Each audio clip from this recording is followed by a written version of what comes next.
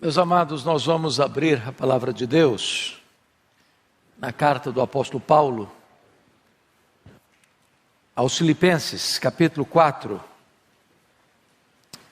E nós vamos ler dos versos 6 ao verso 9. Filipenses 4, 6 a 9. A tônica dos cultos deste dia tem sido palavras de encorajamento para o povo de Deus. E eu gostaria de seguir nesta mesma toada nesta noite.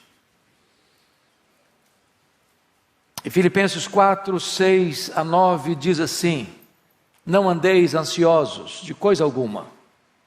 Em tudo, porém, sejam conhecidas diante de Deus as vossas petições pela oração e pela súplica com ações de graças. E a paz de Deus, que excede todo o entendimento, guardará o vosso coração e a vossa mente em Cristo Jesus. Finalmente, irmãos, tudo que é verdadeiro, tudo que é respeitável, tudo que é justo, tudo que é puro, tudo que é amável, tudo que é de boa fama, se alguma virtude há e se algum louvor existe, seja isso que ocupe o vosso pensamento. O que também aprendestes e recebestes e ouvistes e vistes em mim, isso praticai, e o Deus da paz será convosco. Eu queria pensar com você hoje como vencer a ansiedade. E eu estou seguro de uma coisa: eu estou falando para todos nós, particularmente para cada um de nós. Ou você não é uma pessoa ansiosa, ou você não lida com isso.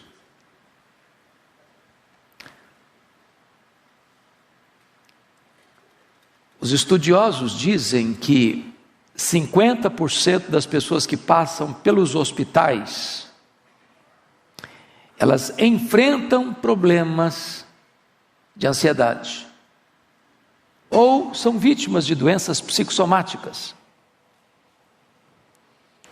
Isso levou o psicólogo Rollo May a afirmar que a ansiedade é o mais urgente e o mais grave problema da nossa geração.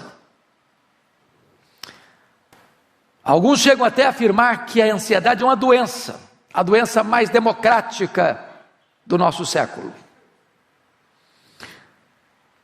A ansiedade não tem fronteiras, atinge pessoas de todos os credos, de todos os estratos sociais e de todas as faixas etárias. Atinge as crianças. Eu achei muito curioso. Estava pregando ontem em São Paulo e batia papo com uma criança muito alegre, muito extrovertida, muito desenvolvida. E aí ela disse assim: pastor, eu ando muito estressada.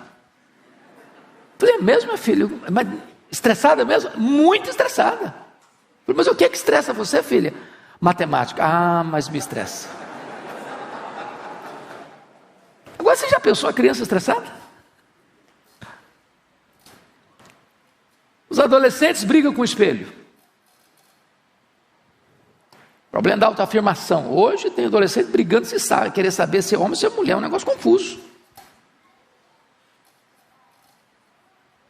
Os pais pressionam, tem que passar no vestibular, tem que ter nota boa no Enem. E a meninada anda exprimida. Os jovens estão preocupados, se casa, se não casa, quando casa, como casa, se tem casa, se vai poder manter a casa. Os casados querem saber se vão conseguir construir um patrimônio, porque afinal de contas, a sociedade cobra, a família cobra. Os que têm filhos precisam saber se consegue pagar a escola para o filho. Os mais velhos, se vai ter condições de pagar o plano de saúde. Se quando ficar velhinho mesmo, se a família vai manter, cuidar, se vai botar no asilo. Todas essas coisas vão gerando ansiedade. Quando chegou março de 2020, o ano passado, eu estava na casa de um médico muito querido, e ele mapeou para mim um cenário muito cinzento da pandemia que estava chegando. E eu confesso a vocês que eu andei alguns dias ansioso. Falei, meu Deus, eu tenho problema de respiração às vezes. Falei, se esse troço me pega, eu estou frito.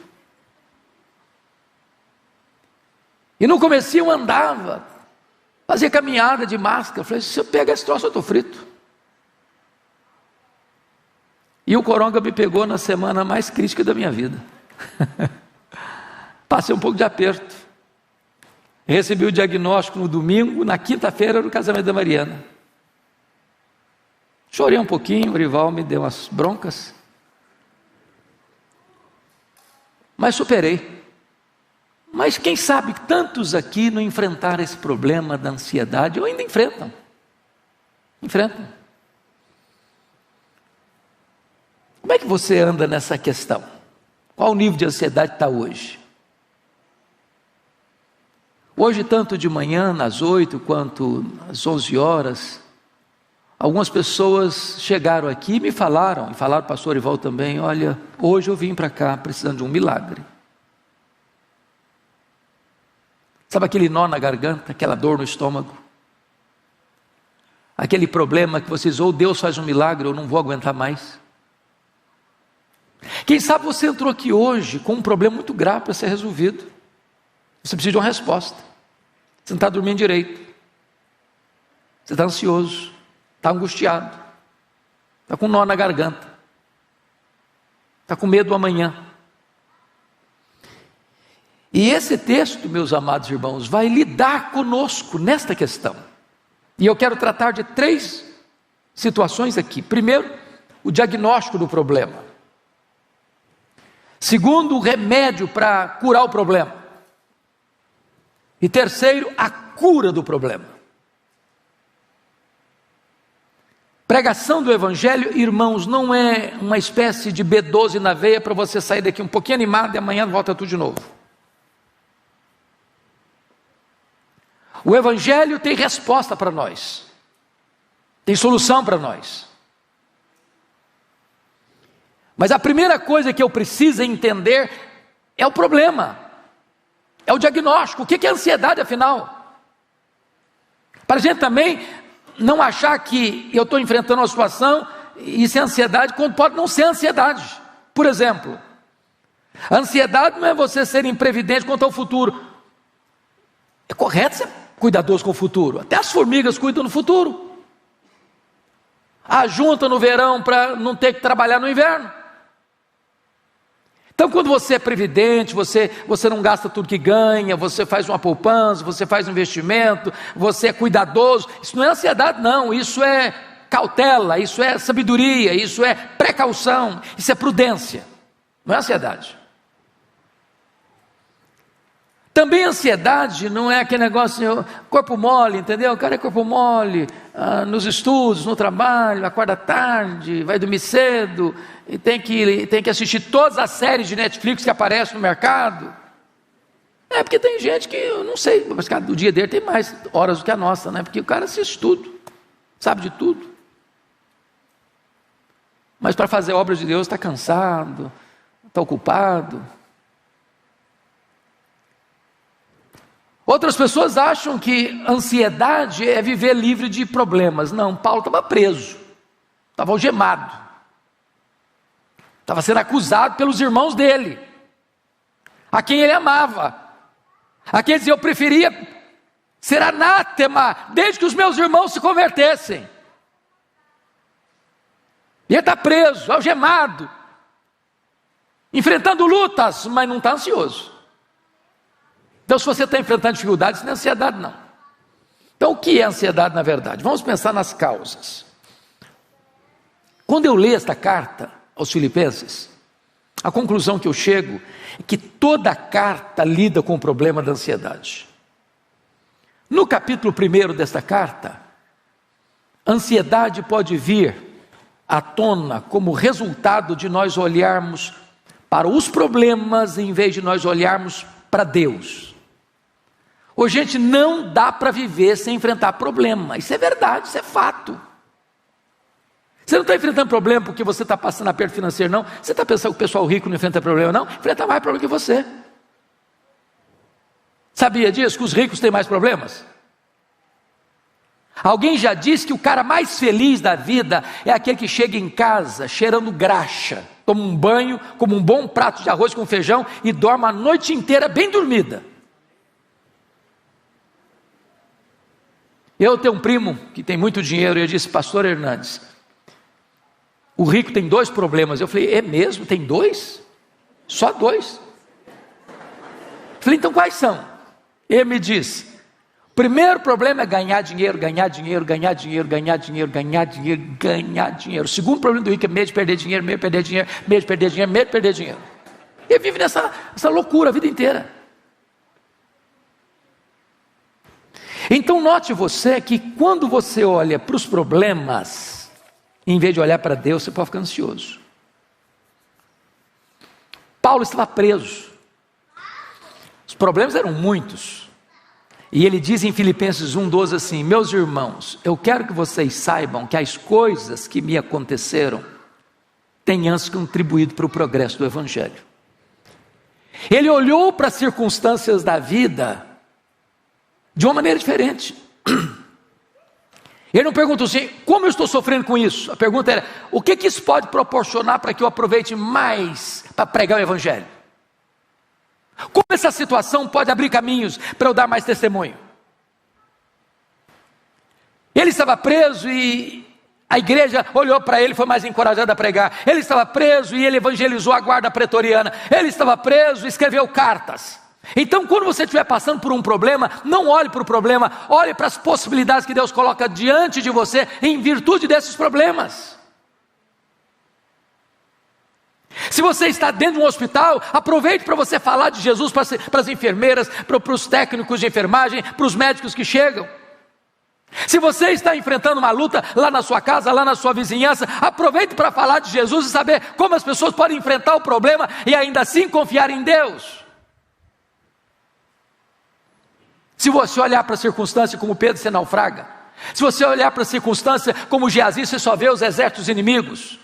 Se você olhar para as circunstâncias como os 10 espias de Israel, você vai dizer: olha, a terra é boa, mas tem gigante, não dá para nós, vamos ser engolidos. Tira os olhos das circunstâncias, olhe para o Deus que está no controle das circunstâncias. Segundo lugar, como é que você pode diagnosticar o problema da ansiedade? Quando eu vou para Filipenses 2, todo o capítulo 2 trata de relacionamentos complicados. Que para nós, você tem algum problema de relacionamento dentro da sua casa? Está estressando alguma coisa lá? Convivência não está legal? Está batendo cabeça com seu cônjuge? Os filhos estão relacionando-se tranquilamente uns com os outros e com vocês?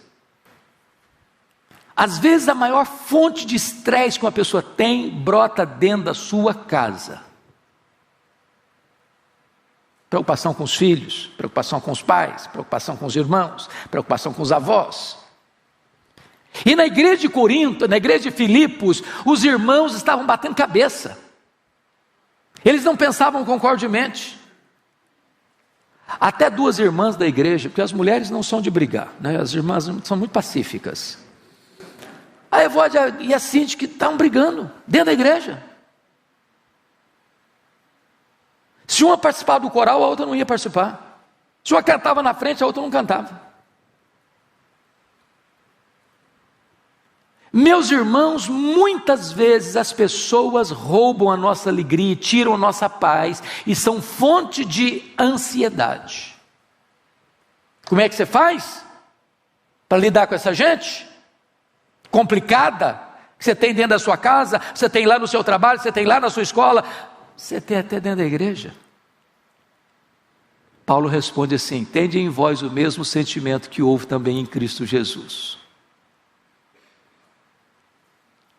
Ele, sendo Deus, não julgou como usurpação o ser igual a Deus. Antes a si mesmo se esvaziou, assumiu a forma de servo e se humilhou até a morte, morte de cruz. Se você acha que a pessoa é complicada demais, pensa no que Jesus Cristo fez por você. Seus argumentos vão desaparecer. Mas o que nos deixa ansiosos? Quando você vai para Filipenses 3, tem um outro problema que deixa a gente ansioso, sabe o que é? Grana, dinheiro. Quem ficou ansioso aqui por causa de dinheiro? Tem que pagar as contas, tem que juntar mais dinheiro. Você sabe que a Bíblia diz o seguinte, que quem ama o dinheiro dele nunca se farta. As pessoas mais complicadas com dinheiro, corrupção, negócio errado, e falcatrua e tal, não são os pobres não. Só não. É gente que tem muito dinheiro, mas quer mais, quer mais, quer mais, quer mais, quer mais. No capítulo 3, versículo 19 de Filipenses, Paulo fala que tinha gente que só se preocupava, não é preocupava não, só se preocupava com as coisas terrenas. Gente que nunca está satisfeita. Eu recebi um videozinho muito legal há poucos dias, que eu achei fantástico. O camarada chegou num carrão, que é carrão assim, que custa mais de 400 mil. E aí ele está chegando assim, perto do aeroporto, que ia viajar, estacionar o carro dele, o colega dele, de aviãozinho particular, chiquésimo, custava milhões. Ficou infeliz. Infeliz. Aí chega de viagem, pega o carro dele, um colega dele encosta com um carrinho velho, e fala, rapaz, o sonho da minha vida é ter um carro igual o seu. Aí o cara dirigindo um carro velho, lava o outro suado, de bicicleta, pedalando para o trabalho, fala, rapaz, o meu sonho é ter um carro igual o seu, porque eu ando de bicicleta. Aí o cara de bicicleta está pedalando, chega outro a pé, esbaforido, rapaz, o meu sonho é ter uma bicicleta, porque eu tenho que ir para pé para o meu trabalho. Aí o cara que está andando a pé, está reclamando, até que chega um de cadeira de roda, falei, rapaz, eu queria tanto ter as pernas boas igual você, tem que andar numa cadeira de rodas. Moral da história? Não importa o que você tem, as pessoas, via de regras, estão insatisfeitas com o que elas têm.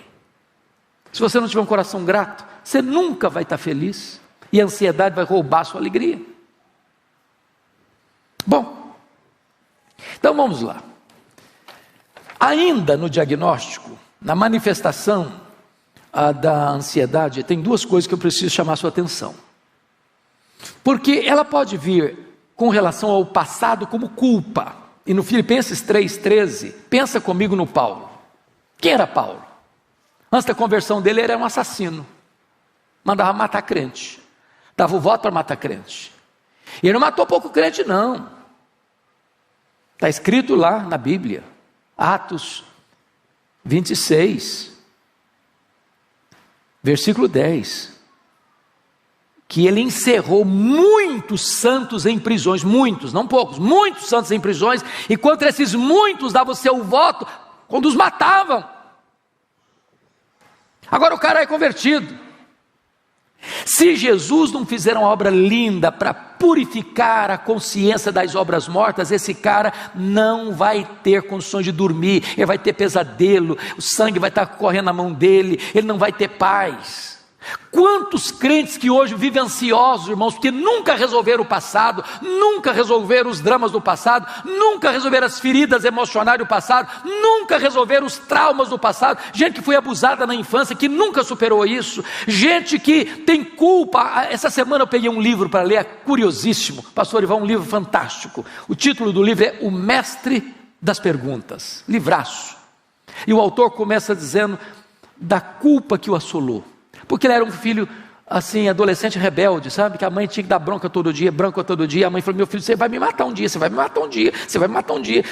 E aí de repente a mãe morre, menina adolescente. Pronto. Carregou a vida inteira essa culpa. Eu matei minha mãe, eu matei minha mãe, eu matei minha mãe. Quantas pessoas que vivem atormentadas pelo chicote da culpa, por problemas lá de trás, que nunca foram resolvidos convenientemente ao pé da cruz de Cristo, o sangue do Cordeiro. Certa feita eu fui aconselhado a pedido para orar por uma senhora, tinha 80 anos, 80 anos. E o filho me disse assim, pastor, o senhor pode visitar minha mãe? Eu falei, posso. Falei, mas por que você quer que eu visite a sua mãe? Ele me disse, a minha mãe é uma mulher triste, cronicamente triste, angustiada. Já levamos em médico, já levamos em psicólogo, já levamos em psiquiatra, já fizemos exames, já tomou todo tipo de remédio, nada resolve o problema dela. Disse, então vou lá. Cheguei, aquela mulher com o semblante abatido, olhar distante. Comecei a conversar com ela, Deus foi dando graça na conversa. Lá pelas tantas ela disse assim: eu quero ficar sozinha com o pastor.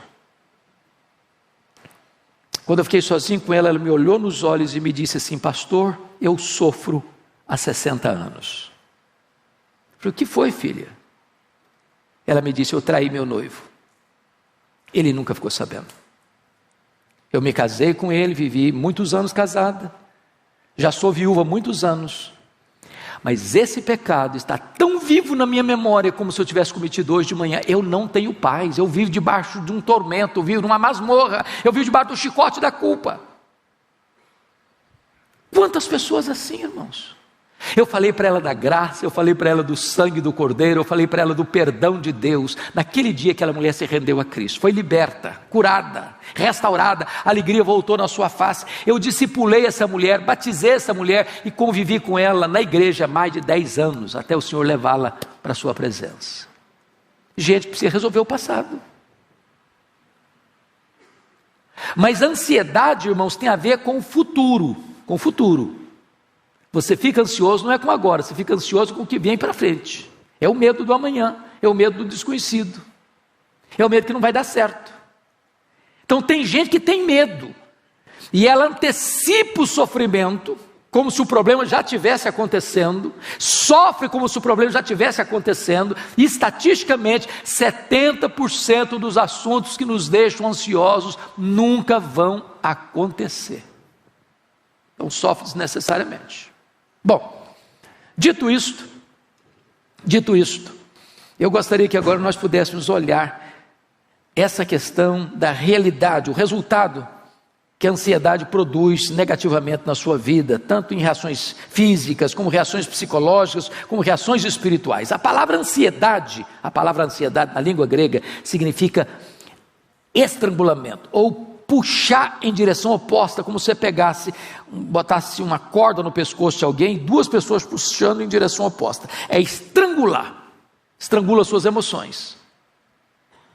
Mais do que isso, a ansiedade vai roubar as suas forças, ela vai minar você, ela vai enfraquecer você. Você não fica mais forte, mais preparado para enfrentar o problema que virá, ou talvez nem virá, ficando ansioso hoje. Você se desidrata, você se estiola, você se enfraquece. Mas mais do que isso, o pastor Arival chegou a dizer isso hoje de manhã. A ansiedade é a voz da incredulidade, porque Jesus alertou isso. Os gentios que não conhecem a Deus é que se preocupam com todas essas coisas. Que comeremos, que beberemos, com que nos vestiremos. Então preste atenção nisso, aprenda a depender do provedor. Eu não sei se vocês tiveram já essa experiência, eu tenho de vez em quando. Tem dia que você está assim, tão angustiado, passando uma luta tão grande, uma pressão tão enorme, que você vai deitar, você não consegue direito dormir. Aí o dia amanhece. E quando o dia amanhece, parece que o problema foi dissipado. Aquele nevoeiro escuro vai embora. Aquela dor vai embora. A esperança brota. Um fato novo acontece. E a Bíblia diz: o choro pode durar uma noite inteira, mas a alegria vem pela manhã. As misericórdias de Deus se renovam a cada manhã. Então, em nome de Jesus, comece a desenvolver esta confiança de que você não está no controle, mas Deus está. Deus está no controle. Deus não perdeu o rumo da história. Deus não perdeu o controle da sua vida. Deus não está em apuros. Deus não foi pego de surpresa. Deus está trabalhando. Se você ama a Deus, todas as coisas cooperam para o seu bem. Mesmo que a providência seja dolorosa, mesmo que você esteja enfrentando uma enfermidade, um problema financeiro, um problema no casamento, um problema com os filhos, um problema na família, um problema de qualquer ordem, saiba disso, Deus está no controle. E Ele vai cuidar de você, e Ele vai sustentar você, e Ele vai dar livramento a você, e Ele vai fortalecer você, ainda que o problema não se resolva no tempo que você quer, a graça de Deus vai bastar a você.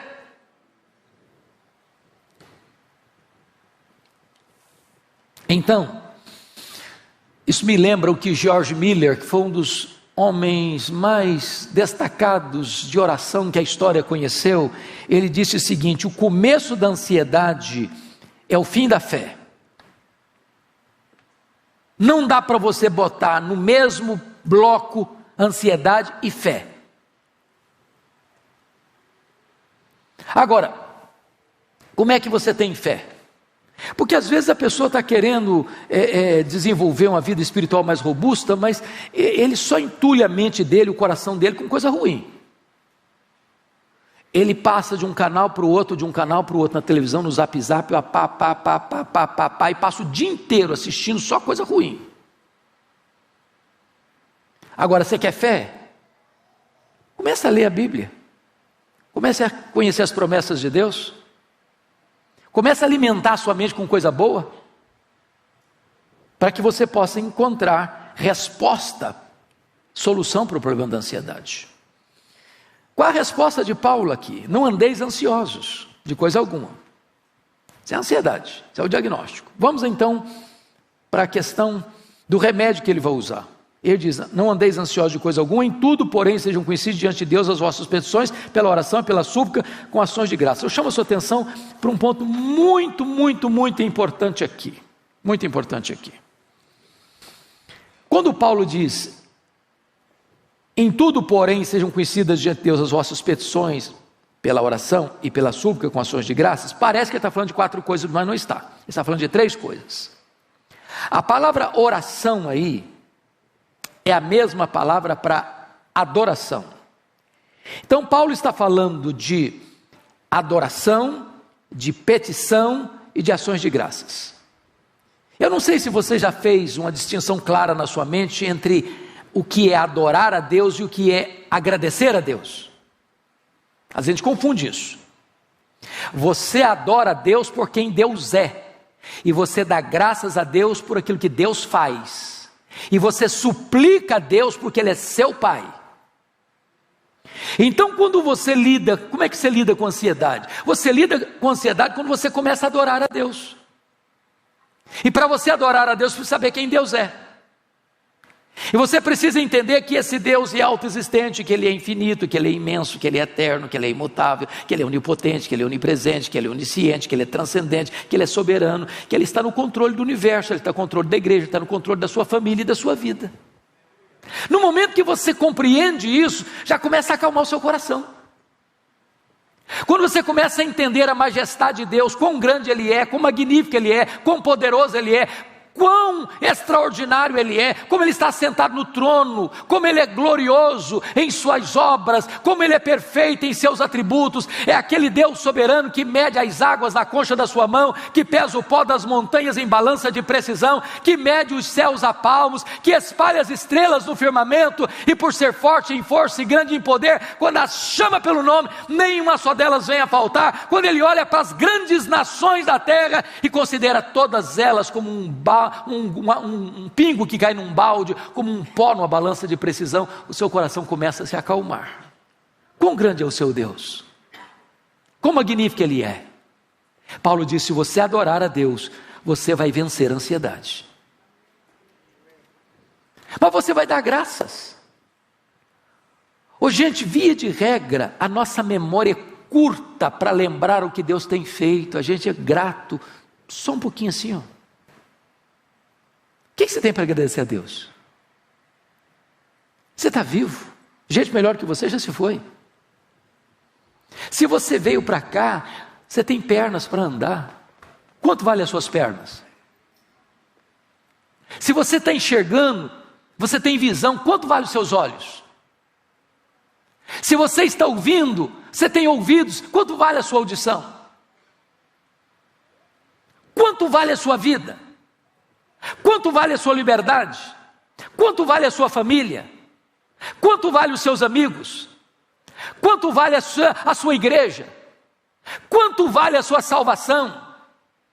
Para de olhar a vida com óculos escuros, para de reclamar, para de murmurar, para de olhar para a vida só com pessimismo, com negatividade. Para de reclamar do que você é, do que você tem, da família que você tem, da casa que você mora, do apartamento que você mora, do carro que você anda, do emprego que você tem, do cônjuge que você tem, dos pais que você tem, dos filhos que você tem, dos vizinhos que você tem. Passa a dar graças a Deus. Tem tanta coisa boa acontecendo. Paulo está dizendo o seguinte: quando você tem um coração grato, não tem espaço nesse coração para ansiedade. Mas terceiro, Paulo diz: você cura a ansiedade quando você apresenta a Deus as suas súplicas.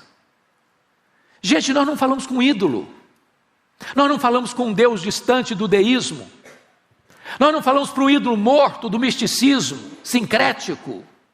Nós falamos com aquele Deus que você pode chamar de Abba Pai, aquele Deus que é o Deus e Pai de toda a consolação. Você fala com aquele que tem abençoado você com toda a sorte de bênção espiritual nas regiões celestes em Cristo Jesus. Você fala com aquele Pai que amou você desde a fundação do mundo e enviou Jesus por amor a você para morrer pelos seus pecados, para dar a você a vida eterna. Você está pedindo àquele Pai que adotou você na família dele. Então não tem problema, não tem causa, não tem luta, não tem sofrimento, não tem situação que você não possa apresentar a eles: papai, eu preciso de ajuda, papai, eu preciso de socorro, papai, me ajude, estenda a tua mão para mim, venha ao meu encontro, me console, me carregue no colo, eu preciso de colo nessa noite. Ele escuta você, ele atende você, ele se importa com você. Pois bem, amados, Paulo vai dizer que você vai enfrentar a ansiedade vitoriosamente. Mais uma coisa, diz aí no versículo 8, é quando você põe na sua cabeça pensamentos positivos. Quando eu digo positivo, não é pensamento positivo do ponto de vista humanista, não, é botar coisa boa na sua cabeça. E ele diz aqui no versículo 8 assim: finalmente, tudo que é verdadeiro, respeitável, justo, puro, amável, de boa fama, seja isso que ocupe o vosso pensamento. Então preste atenção nisso. Tudo que você joga para dentro da janela da sua alma fica arquivado na sua mente. Quem fica assistindo pornografia, sabe o que vem na mente? Pornografia. Quem fica assistindo lutas de sangue, e você quase que vibra porque o cara arrebenta a cara do outro, o que vem na sua mente? Violência. Quem ainda tem o desplante de assistir novelas, que o negócio é um nó e uma vela.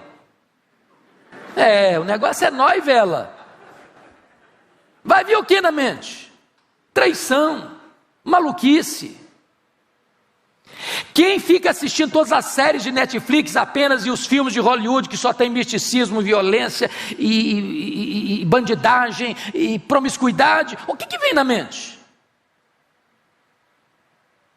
Irmãos, tem muito lugar, tem muita casa que a Bíblia fica lá encostada na prateleira até o próximo domingo, e já tem gente que não gosta mais de trazer Bíblia não, porque esse negócio é chato, é cafona carregar uma Bíblia. E aí fica ansioso, fica um poço de ansiedade. Ele está a par de tudo que acontece de Netflix, mas se perguntar para ele João 3,16, ele acha que não sabe onde está. Aí a ansiedade, desculpa da expressão, monta da cacunda dele.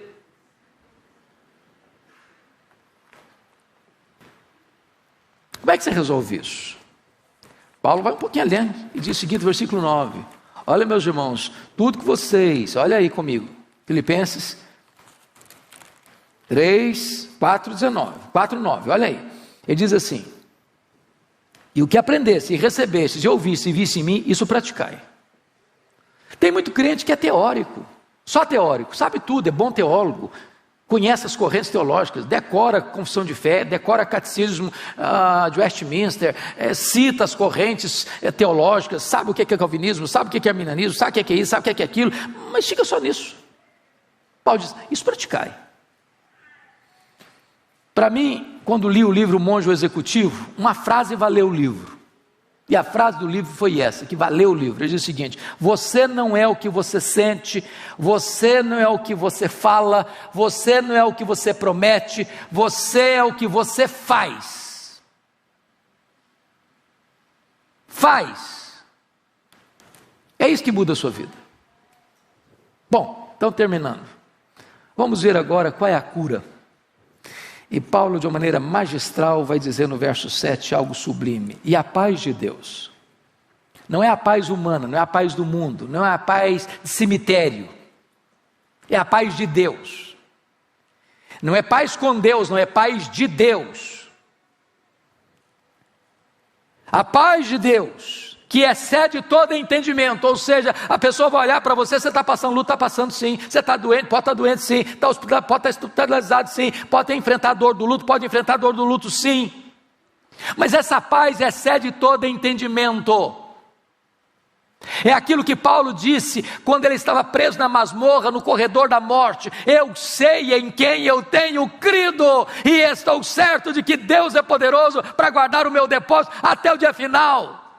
O cara está no corredor da morte e está animado. Essa é a paz de Deus, que excede todo entendimento. É aquela expressão do crente que está partindo, mas tem brilho nos olhos, tem gozo na alma, tem segurança no coração, tem certeza da vida eterna. E ele diz: essa paz é uma sentinela, porque vai guardar. A palavra guardar aqui é montar sentinela, montar guarda. É como se Deus botasse uma soldadesca celestial, um grupo de anjos ao redor da sua cabeça e do seu coração, da sua razão e do seu sentimento, da sua mente e do seu coração. E quando a ansiedade tenta entrar, a soldadesca de Deus está lá: não entra não, não entra não, não entra não, porque aqui mora a paz de Deus, aqui mora a paz de Deus. Ansiedade não, ansiedade não. E essa soldadesca divina protege a sua cabeça, protege o seu coração. O que você vai fazer? Quanto ansioso? Deus está propondo para você hoje, você vencer a ansiedade. Quem gostaria de vencer a ansiedade hoje? Levanta a mão aqui. Eu estou com a mão levantada também. Então, irmãos, vamos ficar em pé, vamos orar.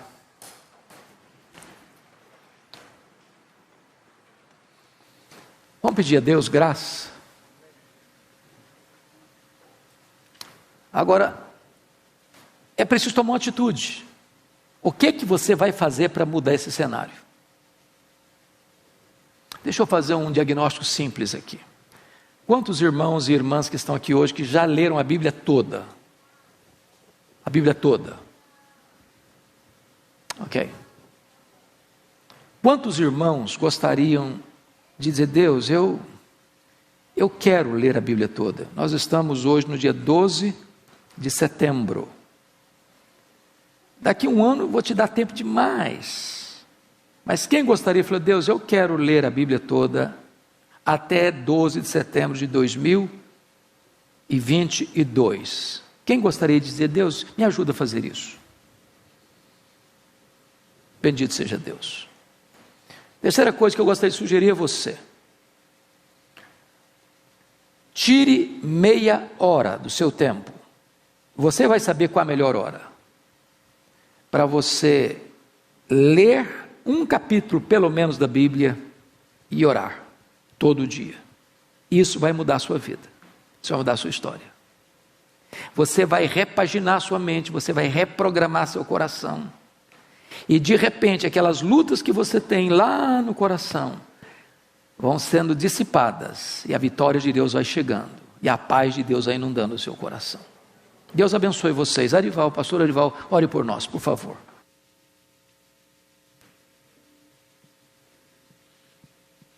Senhor Deus, nós nos apropriamos da Tua palavra nesta noite e pedimos que essas verdades que foram ensinadas aqui, elas possam ser aplicadas no poder do Teu Santo Espírito, na mente, no coração de cada um que está aqui, daqueles que estão nos assistindo pela internet. Nós precisamos da cura do Senhor. Nós precisamos da ajuda do alto. E os nossos olhos estão postos em Ti, para que essa paz de Deus, que excede todo entendimento, seja derramada e seja apropriada por cada um aqui nesta noite. Cura-nos nesta noite. Nós oramos em nome de Jesus.